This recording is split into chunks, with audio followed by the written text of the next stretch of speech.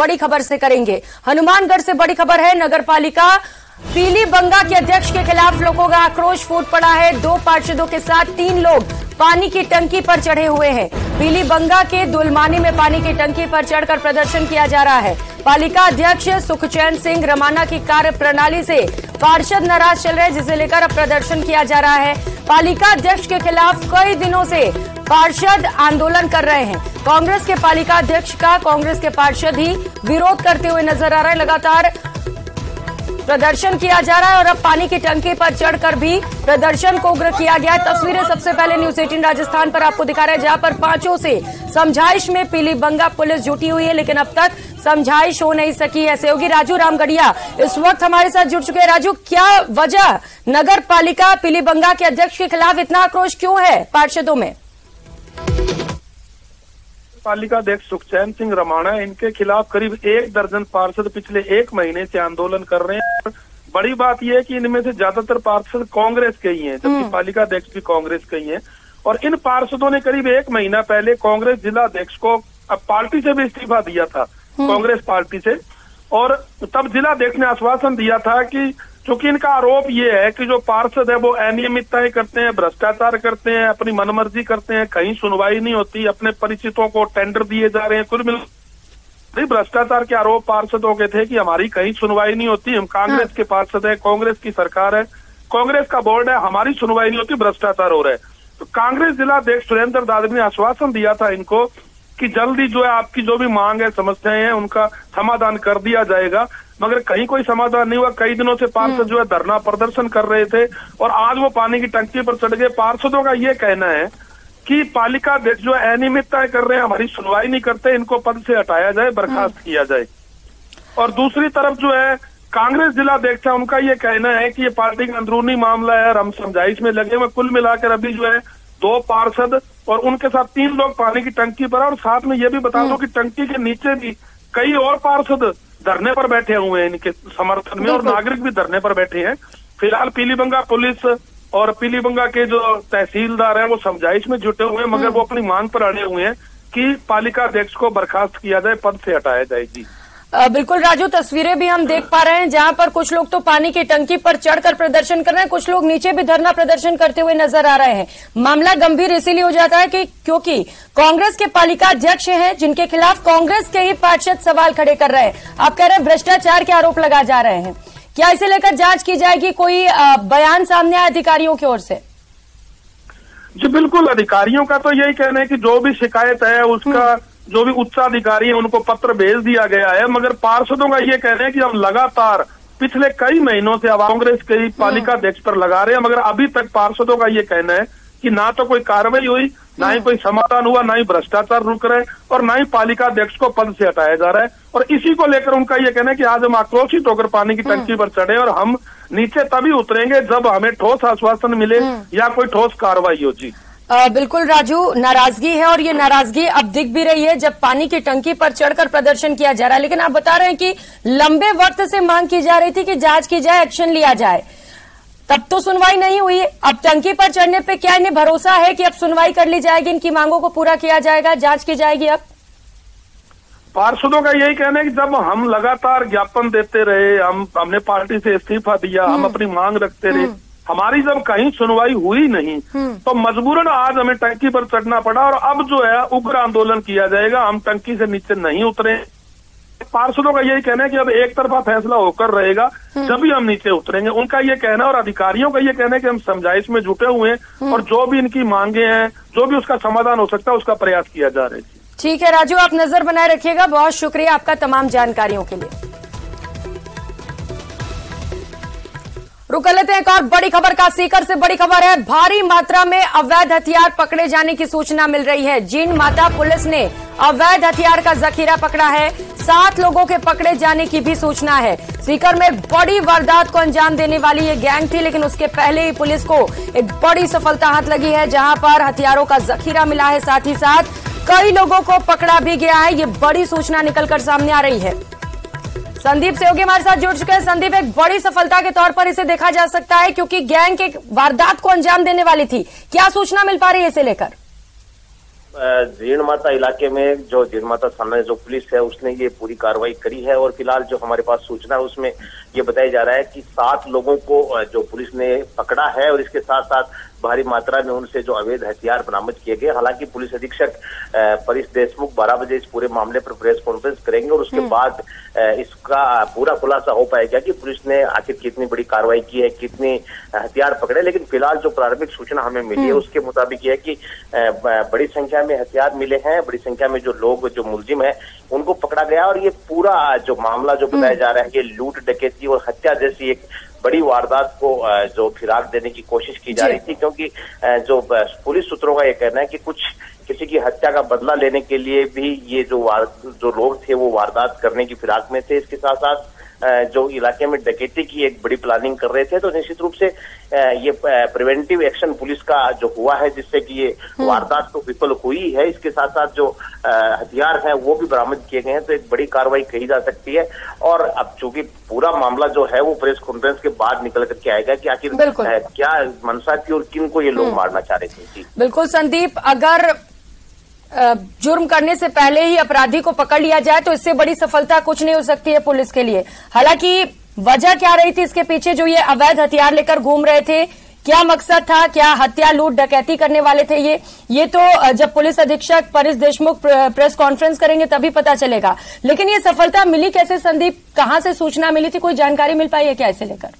देखिए, बिल्कुल पुलिस का ये कहना है कि जैसे इस तरह की कोई मूवमेंट जब बदमाशों का हुआ इलाके में और उसके बाद जो मुखबिरों के जरिए ये सूचना मिली कि इस तरह की कोई घटना हो सकती है, इस तरह की जो गैंग है वो इलाके में सक्रिय है और कोई बड़ी वारदात को अंजाम दे सकती है, तो पूरी की पूरी जो ये जो कार्रवाई है उसको मुखबिर की सूचना पे ही पुलिस ने अंजाम दिया और उसी के आधार पर ये जो पूरी कार्रवाई की गई है वो समय पर सूचना मिल गई, इसलिए ये जो वारदात है वो टल गई। और चूंकि हथियार भी मिले तो निश्चित रूप से अगर ये कार्रवाई नहीं होती समय पर तो एक बड़ी वारदात जिले में हो सकती थी। और जिस तरह से क्योंकि सीकर जिले में पहले भी गैंगवार से जुड़े जो बदमाश हैं या इनके जो गैंग्स बने हुए हैं, गैंगवार का हमेशा से गढ़ रहा है यहाँ पर और बड़ी वारदातें हुई हैं, तो निश्चित रूप से ये भी एक बड़ी वारदात हो सकती थी। तो पुलिस की सतर्कता यूं कही जा सकती है कि जिसकी वजह से ये जो है वो टल गई। बिल्कुल संदीप, पुलिस की सतर्कता जिसकी वजह से एक बड़े वारदात को टाल दिया गया। किस गैंग से जुड़े इसे लेकर कोई अपडेट मिल पा रहा है संदीप? देखिए, चूंकि पुलिस कोई खुलासा अभी तक, क्योंकि जब पुलिस अधीक्षक जब इस मामले में प्रेस कॉन्फ्रेंस करेंगे तो उससे पहले फिर जो पुलिस के जो अधिकारी हैं, दूसरे अधिकारी हैं, वो कुछ जानकारी नहीं दे रहे हैं, उससे बच रहे हैं। लेकिन निश्चित रूप से अगर इतनी बड़ी संख्या में हथियार मिले हैं और इस तरह से जो हथियार आए हैं यहाँ तक पहुंचे तो कोई नौसिखिया तो नहीं हो सकता। निश्चित रूप से किसी न किसी गैंग से जरूर जुड़े होंगे। किस गैंग से जुड़े हैं ये जो पूरी बात है वो प्रेस कॉन्फ्रेंस के बाद में ही बिल्कुल संदीप, तो जब दोपहर 12 बजे प्रेस कॉन्फ्रेंस होगा तो कई बड़े खुलासे भी होंगे। आप भी नजर बनाए रखिएगा। बहुत शुक्रिया तमाम जानकारियों के लिए। और वो करेंगे एक और बड़ी खबर का। जैसलमेर से बड़ी खबर है। पोखरण में बदमाशों का खुला तांडव देखने को मिला है। घर के आगे खड़ी 2 कारों में बदमाशों ने जमकर तोड़फोड़ की। घर के बाहर फायर करने की बात भी सामने आ रही है। पूर्व में पीड़ित पर फायरिंग भी हो चुकी है और इसके बाद दोबारा से बदमाशों के हौसले इतने बुलंद है कि फायरिंग की जाती है। घर के बाहर खड़ी कार में जमकर तोड़फोड़ की जाती है। अब पुलिस पूरे मामले को लेकर जांच पड़ताल में जुटी हुई है। तो जैसलमेर से इस वक्त की बड़ी खबर आपको बता रहे हैं, जहां पर बदमाश बेखौफ हो चले हैं। अंदाजा लगा सकते हैं इस खबर से, जहां पर जमकर बदमाशों ने तांडव मचाया।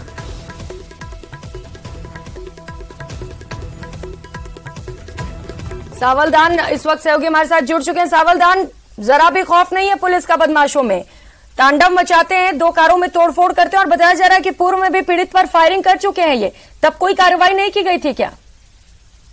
देखिए प्रियंका, न्यूज लगातार एक्चुअली जो तस्वीरें दिखा रही है उसमें देखिए साफ तौर से देखा जाए तो बदमाशों का कोई खौफ नजर नहीं आ रहा है। पुलिस लगातार जो तांडव मचा रही है बदमाश, उनमें पुलिस का कोई प्रकार का खौफ नजर नहीं आ रहा है, जिसको लेकर पोखरण के आरटीआई कॉलेज के पास में एक रहवासी मकान, उसके आगे 2 गाड़ियां खड़ी होती है। इसमें देर रात को बदमाश आते हैं और ओकियों से बल्लों से गाड़ियों में जमकर तोड़फोड़ करते हैं और इसकी सूचना पुलिस को दी जा रही। पुलिस लगातार इस मामले को लेकर जांच में जुट गई। पूर्व में भी इस पीड़ित पर, विक्रम सिंह नाम का पीड़ित है, इस पर फायरिंग की घटना सामने, इसको पुलिस ने मामला भी दर्ज करवाया, लेकिन कोई प्रकार की कार्रवाई नहीं होने से लगातार पुलिस बदमाशों का तांडव खुलेआम देखने को मिल रहा है। प्रियंका, बिल्कुल सावधान, ये बड़ी बात आप बता रहे हैं कि पूर्व में जब फायरिंग हुई थी तो शिकायत दर्ज कराई गई थी, लेकिन तब पुलिस की ओर से कोई कार्रवाई नहीं की गई और यही वजह है कि बदमाशों के हौसले बुलंद होते चले गए और एक बार फिर से इस तरीके की वारदात को अंजाम दिया है। घर के बाहर फायरिंग भी की है, घर वाले डरे होंगे, क्या दोबारा से रिपोर्ट दर्ज कराई गई है? देखिए, जो पीड़ित है विक्रम सिंह, उन्होंने पुलिस में लिखित रिपोर्ट पोखरण थाने में फिर पेश कर दी, जहां के एसएचओ है दिनेश लखावत। उन्होंने इस मामले को लेकर बदमाशों की तलाश तेज कर दी और बदमाशों का खुला तांडव देखने से पुलिस खुद इस मामले को लेकर चिंतित और पीड़ित खुद सदमे में नजर आ रहा है। और पीड़ित परिवार लगातार पुलिस से एक ही मांग कर रहा, जल्द से जल्द आरोपियों की गिरफ्तारी हो और ताकि हम इस राहत की सांस लेकर चैन से जरूरी है सावधान की जल्द से जल्द गिरफ्तारी की जाए, क्योंकि इनके हौसले बुलंद है, दोबारा इस तरीके से वारदात को अंजाम देते हैं। हालांकि अगर पहले ही कार्रवाई कर ली जाती तो शायद ये नौबत ही नहीं आती। पुलिस से बात हो पाई आपकी सावधान, पहले जब रिपोर्ट दर्ज कराई गई थी तब क्यों नहीं आखिर कार्रवाई की गई और अभी किस तरीके से जांच की जा रही है? देखिए प्रियंका, जो पूर्व में जो फायरिंग की घटना थी वो साखड़ा थाना क्षेत्र में थी और वर्तमान में ये घटना पोखरण थाना क्षेत्र में, जहाँ के एसएचओ है दिनेश लखावत से बात की। उन्होंने कहा कि पुलिस लगातार डीओ को रात ही मौके पे भेज दिया है, लगातार सीसीटीवी कैमरों से बदमाशों की शिनाख्त की जा रही है। हमारा पहला टास्क है, हमारा पहला विजन है कि जल्द से जल्द बदमाश गिरफ्त हो और बदमाशों का तांडव पोखरण क्षेत्र में देखने को नहीं मिले आगे। प्रियंका, और पीड़ित डरा होगा, उसे क्या सुरक्षा दी गई है, कैसे वो खुद को सुरक्षित महसूस कर सकता है? देखिए, पीड़ित वो बार बार पुलिस से यही मांग कर रहा है, जल्द से जल्द आरोपियों गिरफ्तार हो। लगातार देखिए शांत शहर है जैसलमेर और पोखरण, उसमें बदमाशों का खुला तांडव देखना एक चिंता का विषय है। आम लोग भी इस मामले को लेकर काफी चिंतित नजर आ रहे हैं। बिल्कुल सावधान, जरूरी है कि जल्द से जल्द अब गिरफ्तारी कर ली जाए। बहुत शुक्रिया आपका तमाम जानकारियों के लिए। उदयपुर से बड़ी खबर सामने आ रही है। मुख्यमंत्री अशोक गहलोत होटल ताज अरावली से रवाना हो चुके हैं, डबोक एयरपोर्ट के लिए रवाना हुए। एयरपोर्ट से जयपुर मुख्यमंत्री के पहुंचने का कार्यक्रम है, तस्वीरें आपको दिखा रहे हैं।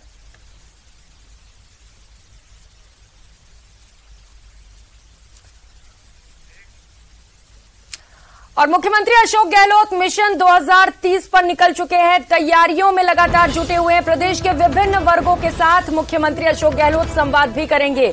राजस्थान को विकसित राज्य बनाने को लेकर चर्चा की जाएगी। 2030 तक विकसित राज्य बनाने की दिशा में यह चर्चा बेहद खास मानी जा रही है। मुख्यमंत्री अशोक गहलोत की विरोधियों को संदेश देने की भी कोशिश है कि वो 2023 में भी पार्टी का चेहरा बनेंगे और 2028 के चुनाव में भी लीड करेंगे। तो मिशन 2030 को लेकर लगातार तैयारियां जारी हैं। मुख्यमंत्री अशोक गहलोत खुद तैयारियों को अंतिम रूप दे रहे हैं। खास चर्चा की जाएगी कैसे राज्य को 2030 तक विकसित राज्य बनाया जाए, इसे लेकर तमाम कवायदें की जा रही हैं। मुख्यमंत्री ने यह सपना देखा है कि 2030 तक राजस्थान को विकसित राज्य बनाया जाए। इससे पहले भी उन्होंने ये बयान दिया है कि वो चाहते हैं कि 2030 तक राजस्थान विकसित राज्यों की श्रेणी में आए और इसी को लेकर लगातार उनकी ओर से कवायदें की जा रही हैं। सहयोगी बाबूलाल धायल हमारे साथ जुड़ चुके हैं। बाबूलाल, मिशन 2030 क्या तैयारियां मुख्यमंत्री की ओर से? आज मुख्यमंत्री अशोक गहलोत इंटेलेक्चुअल के साथ, स्टूडेंट्स के साथ, प्रोफेशनल्स के साथ में राय मशवरा करेंगे, संवाद करेंगे 2030 तक राजस्थान को कैसे विकसित राज्य बनाया जाए। और इसी कड़ी में आज बड़ा एक इवेंट होने जा रहा है बिरला ऑडिटोरियम में। वहां पर प्रबुद्ध जन बैठेंगे, मुख्यमंत्री अशोक गहलोत उनके साथ में सलाह मशवरा करेंगे। और पिछले कई दिनों से मुख्यमंत्री अशोक गहलोत जब भी किसी जनसभा में या कहीं भी पब्लिक मीटिंग में उन्होंने लोगों को संबोधित किया है, तो उन्होंने इस बात का जिक्र किया है कि वो राजस्थान को 2030 तक विकसित राज्य बनाना चाहते हैं। इसके लिए वो अपना विजन पेश कर रहे हैं, लोगों से बात कर रहे हैं और सुझाव ले रहे हैं। उनकी कोशिश ये है कि राजस्थान में बहुत पोटेंशियल है, बहुत संभावनाएं हैं। ये जो प्रदेश है ये बाकी के जिस तरह से देश के दूसरे राज्य हैं जो विकसित राज्य हैं उनकी श्रेणी में आ सकता है। अभी इस वक्त राजस्थान की अर्थव्यवस्था काफी अच्छी बताई जाती है, बीमारू स्टेट अब नहीं रहा है राजस्थान। इंफ्रास्ट्रक्चर बहुत अच्छा हुआ है, रोजगार की दिशा में सरकार ने ऐसे कदम उठाए हैं। सड़क, बिजली, पानी, चिकित्सा, शिक्षा, इनको लेकर के बहुत बेहतरीन जो है काम राजस्थान में हुए हैं। और राजस्थान की सरकार अब महसूस कर रही है कि क्यों नहीं राजस्थान की जनता के सामने एक विजन पेश किया जाए कि 2030 तक कैसे राजस्थान डेवलप्ड स्टेट बने और इसके लिए उनके दिमाग में, उनके जहन में क्या क्या सुझाव है। तो उन्हीं सुझावों को वो कलेक्ट करके और फिर अपना काम शुरू करना चाहते हैं। हालांकि सरकार का काम रहता ही है, उनकी जिम्मेदारी भी रहती है, लेकिन अगले 7-8 साल में कैसे राजस्थान उन सेक्टर्स में भी आगे बढ़े जहां पर अभी भी डेवलपमेंट की दरकार है, जो अनछुए जो सेक्टर रह गए, जो क्षेत्र रह गए जहां पर पिछड़ापन अभी भी है, वहां पर सरकार पहुंचना चाहती है। खासतौर से जो ट्राइबल बेल्ट है वहां पर एजुकेशन को लेकर के, इंफ्रास्ट्रक्चर की मजबूती को लेकर के, और जो बुनियादी जरूरतें हैं, जो समस्याएं हैं लोगों की, वहां तक सरकार पहुंचना चाहती है और उनकी समस्याओं को दूर करके उनको भी विकास की धारा में, मुख्य धारा में शामिल करना चाहती है। तो हर वर्ग को साथ लेकर के मुख्यमंत्री अशोक गहलोत ने विकसित राजस्थान का एक सपना देखा है। उस सपने को हासिल करने की दिशा में वो आज कदम बढ़ाएंगे, लोगों से संवाद करेंगे और उनके जो मन में है, जो दिल में है, वो बातें भी वो लोगों के साथ में साझा करें। तो एक बड़ा इवेंट है और इसकी गूंज इस चुनाव में भी सुनाई देगी जब मुख्यमंत्री अशोक गहलोत लोगों से कहेंगे कि मैं सिर्फ 2023 या 24 की बात नहीं कर रहा हूँ, मैं 2028 के चुनाव की भी बात कर रहा हूँ, क्योंकि मेरा सपना 2030 तक राजस्थान को विकसित राज्य बनाना है। तो चुनाव में भी एक बड़ा मुद्दा बनेगा ये, क्योंकि बीजेपी भी हमलावर होगी कि अशोक गहलोत 2023 के चुनाव को जीतने या 2028 के चुनाव को ध्यान में रखते हुए दूसरे जो उनके बराबर के समकक्ष के जो नेता हैं, जो उन्हें चुनौती दे रहे हैं पार्टी में, तो उनको वो एक क्लियर मैसेज भी देने की कोशिश कर रहे हैं। बिल्कुल बाबूलाल, एक बड़ा सपना देखा है मुख्यमंत्री अशोक गहलोत ने कि 2030 तक विकसित राज्य बनाना है और ऐसे में ये बैठक भी बड़ा महत्वपूर्ण है, चर्चा भी जरूरी है। मंथन जब किया जाएगा तो देखना है कि क्या अहम बातें निकलकर सामने आती हैं। बहुत शुक्रिया आपका बाबूलाल तमाम जानकारियों के लिए। जयपुर से बड़ी खबर, प्रदेश बीजेपी की चुनावी घोषणा पत्र की तैयारी लगातार जारी है। आज बीजेपी चुनाव संकल्प पत्र समिति की पहली बैठक करेगी। बीजेपी के राष्ट्रीय संगठन मंत्री बीएल संतोष ये बैठक लेंगे। चुनाव प्रबंधन समिति की बैठक बीएल संतोष लेंगे, बेहद महत्वपूर्ण ये बैठक। सहयोगी सौरभ हमारे साथ जुड़ चुके हैं। सौरभ, चुनावी घोषणा पत्र की तैयारियां पूरी हैं, आज बैठक भी की जानी है, क्या तैयारियां वहां पर इसे लेकर? जी बिल्कुल, आज पहली बैठक होनी है संकल्प पत्र समिति और चुनाव प्रबंधन समिति की, लेकिन उससे पहले एक बीजेपी के जो मीडिया पैनलिस्ट हैं और प्रवक्ता हैं उनकी एक कार्यशाला है जिसमें जो संगठन महामंत्री बीएल संतोष शामिल होंगे, साथ ही राष्ट्रीय प्रवक्ता सुधांशु त्रिवेदी शामिल होंगे और राष्ट्रीय प्रवक्ता राज्यवर्धन सिंह राठौड़ भी उस कार्यशाला में शामिल होंगे। और मीडिया कार्यशाला के बाद जो है वो पार्टी कार्यालय में संकल्प पत्र समिति की बैठक जो है वो पहले होगी और उसके बाद चुनाव प्रबंधन समिति की बैठक होगी। संकल्प पत्र इसलिए महत्वपूर्ण है क्योंकि पार्टी अगले 5 साल क्या वादे करना चाहती है, कौन से वो बड़े मुद्दे हैं जिनको जनता को वो राहत देना चाहती है, उन तमाम मुद्दों पर चर्चा जो है वो आज से विधिवत रूप से शुरू होने जा रही है। और चुनाव से ऐन पहले पार्टी जो है वो हमेशा अपना घोषणा पत्र जारी करती है, तो संभवतः इस बार भी वही पार्टी जो है वो हो सकती है। लेकिन राजस्थान में जो पेपर लीक का मुद्दा है, भ्रष्टाचार का मुद्दा है, इन तमाम मुद्दों को बिल्कुल सौरभ, मुद्दे कई सारे हैं। अब मैनिफेस्टो में कौन कौन से लोक लुभावन वादे किए जाते हैं ये देखना महत्वपूर्ण होगा। बहुत शुक्रिया आपका तमाम जानकारियों के लिए। और अब बात सीपीए के 9वें सम्मेलन की करेंगे। 9वें सीपीए सम्मेलन का आज समापन किया जाना है। समापन समारोह में उपराष्ट्रपति जगदीप धनखड़ भी मौजूद रहेंगे। तो दोपहर 2:30 बजे समापन समारोह की शुरुआत होगी। तो कल सम्मेलन का आगाज हुआ था, इसकी अध्यक्षता और इसका शुभारंभ लोकसभा स्पीकर ओम बिरला ने किया था। मुख्यमंत्री अशोक गहलोत से लेकर विधानसभा स्पीकर सीपी जोशी और नेता प्रतिपक्ष राजेंद्र राठौड़ भी मंच पर मौजूद रहे थे। रुक करेंगे एक और बड़ी खबर का। बीकानेर के खाजूवाला से बड़ी खबर है। स्मार्टफोन की सूची जारी होने पर फर्जीवाड़े का खुलासा हुआ है। वृद्धा और विधवा पेंशन के नाम पर लाखों का गड़बड़ झाला सामने आया। कागजों में गड़बड़ी कर पेंशन उठाने का बड़ा मामला उजागर हुआ है। जन आधार कार्ड का गलत उपयोग कर बालिकाओं को विधवा दिखाया गया। बालिकाओं के आधार कार्ड से फोटो और एड्रेस एडिट भी किया गया है। ई-मित्र संचालक ने कागजों में हेराफेरी कर लाखों रुपए का गबन किया है। ग्रामीणों ने ग्राम पंचायत 25 के वाईडी पर प्रदर्शन कर आक्रोश जताया। एसडीएम ने मामले पर संज्ञान लेकर जांच कमेटी गठित की है। खाजूवाला के 25 के वाईडी ग्राम पंचायत का ये पूरा मामला है, जहां पर एक बड़े भ्रष्टाचार का खुलासा हुआ है, जिसे लेकर ग्रामीणों में भारी आक्रोश है। बालिकाओं को विधवा दिखाकर उनके फोटो का मिसयूज किया गया और एड्रेस भी एडिट करके लाखों रुपए का गबन किया गया है। ई-मित्र संचालक ने कागजों में हेराफेरी कर लाखों का गबन किया है। ग्रामीणों ने अब इसे लेकर प्रदर्शन की शुरुआत कर दी है। एसडीएम को मामले पर संज्ञान दिया गया है और अब एसडीएम ने इसे लेकर एक जांच टीम भी गठित कर दी है जो इस पूरे मामले को लेकर जांच करेगी। बीकानेर के खाजूवाला से इस वक्त की सबसे बड़ी खबर आपको बता रहा है, जहां पर स्मार्टफोन की सूची जारी होने पर फर्जीवाड़े का एक बड़ा खुलासा सामने आया। वृद्धा और विधवा पेंशन के नाम पर लाखों का गड़बड़ झाला देखने को मिला है। कागजों में बड़ी गड़बड़ी की गई है और पेंशन उठाया गया है। तो जन आधार कार्ड का गलत उपयोग किया गया है। बालिकाओं को विधवा दिखाकर लाखों रुपए का गबन कर लिया गया। बालिकाओं के आधार कार्ड से फोटो और एड्रेस एडिट किया गया। और टोंक से खबर है, शहर में तेज बारिश और मौसम में हुए बदलाव के बाद आकाशीय बिजली गिरने से अफरा तफरी मच गई। रजबन इलाके में घर की छत पर बिजली गिरी। सूचना मिलने पर वहां पर बड़ी संख्या में लोग भी पहुंचे और कौतूहल का विषय बन गया। ये घटना सीसीटीवी कैमरे में भी कैद हो गई है। सीसीटीवी कैमरे में सिर्फ सड़क पर चिंगारियां उड़ती हुई दिखाई दे रही हैं। ये तस्वीरें भी आप देख पा रहे हैं, जहां पर बिजली गिरा वहां पर चिंगारी उठती हुई नजर आई। हालांकि किसी तरह के नुकसान की कोई खबर नहीं है, जो बड़ी राहत की बात है।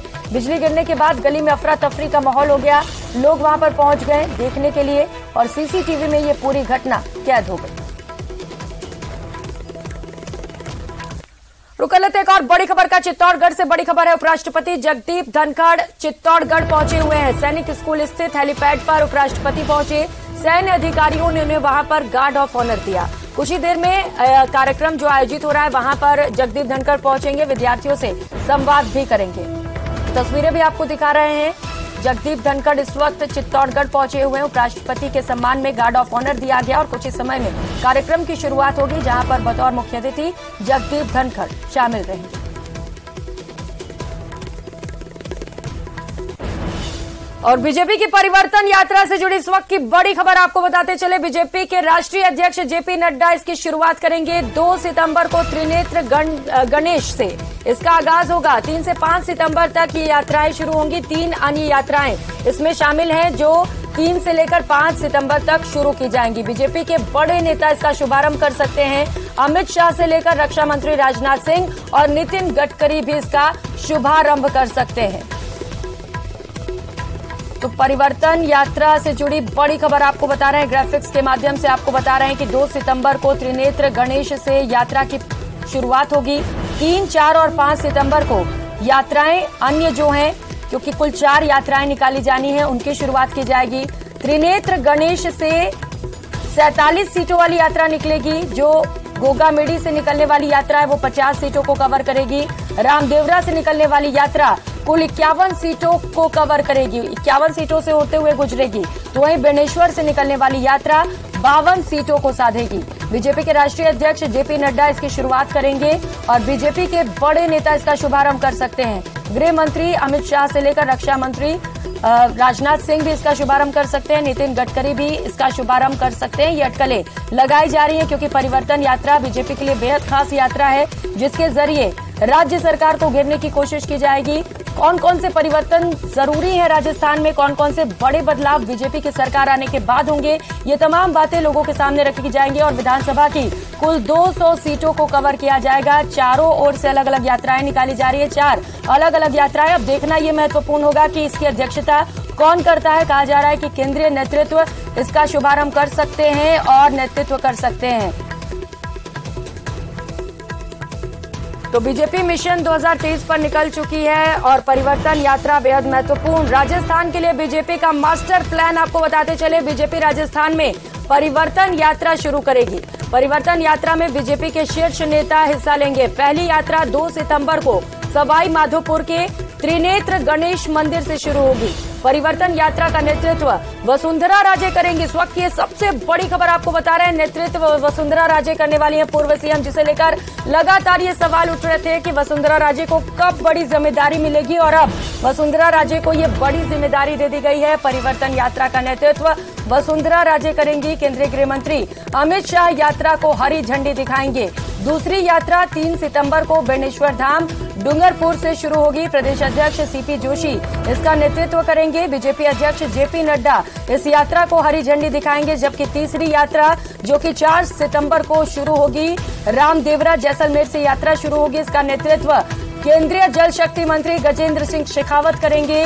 रक्षा मंत्री राजनाथ सिंह यात्रा को हरी झंडी दिखाएंगे और चौथी यात्रा 5 सितंबर को हनुमानगढ़ के गोगामेडी से शुरू होगी। पूर्व प्रदेश अध्यक्ष सतीश पूनिया यात्रा का नेतृत्व करेंगे। केंद्रीय मंत्री नितिन गडकरी यात्रा को हरी झंडी दिखाएंगे। जयपुर से सहयोगी अनूप हमारे साथ जुड़ चुके हैं। अनूप, तय कर लिया गया है कौन करेगा यात्रा का नेतृत्व? वसुंधरा राजे को बड़ी जिम्मेदारी दी गई है, पूरी जानकारी दीजिएगा इसे लेकर। बिल्कुल, देखिए मैं आपको बता दूं कि जिस तरीके से लगातार कई कमेटी और जिस तरह से चुनाव की तैयारियों को लेकर बीजेपी लगातार आगे बढ़ रही थी, कई सवाल खड़े हो रहे थे कि क्या वसुंधरा राजे को कोई बड़ी जिम्मेवारी पार्टी देने जा रही है। वाकई बड़ी जिम्मेवारी पार्टी की तरफ से दी गई है और जिस तरीके से 4 परिवर्तन यात्रा बीजेपी ने प्लान किया है निकालने के लिए राजस्थान में, उसमें जो एक यात्रा है देखिए बहुत अहम है, क्योंकि इस यात्रा का जो है वो शुरुआत नेतृत्व जो है वसुंधरा राजे करेंगे। और सबसे बड़ी बात है कि खुद जो है गृह मंत्री अमित शाह इस यात्रा को हरी झंडी दिखाएंगे। यानी कि गृह मंत्री अमित शाह के हरी झंडी दिखाने का संदेश बहुत बड़ा है। जिस यात्रा की शुरुआत जो है या जिस यात्रा का नेतृत्व जो है वो वसुंधरा राजे करने वाली है। 4 यात्राएं पूरे स्टेट में निकलेगी।